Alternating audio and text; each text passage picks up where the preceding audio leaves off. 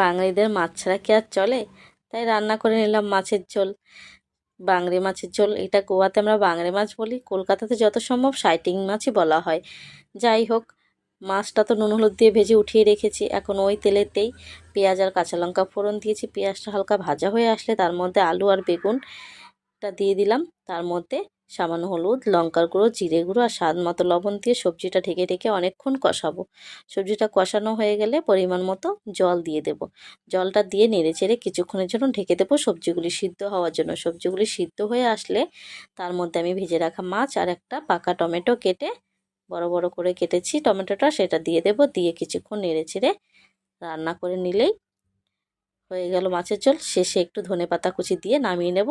বাস ready আমার মাছের ঝোল, একদমই সিম্পল সাদাসিধাভাবে। তোমরা একবার এইভাবে বাড়িতে রান্না করে খেও, খুবই ভালো লাগে খেতে। রান্নাটা কেমন হয়েছে বলো সবাই আমাকে। এতক্ষণ ভিডিওটা দেখার জন্য তোমাদের অনেক ধন্যবাদ। তোমরা ভালো থেকো সবাই।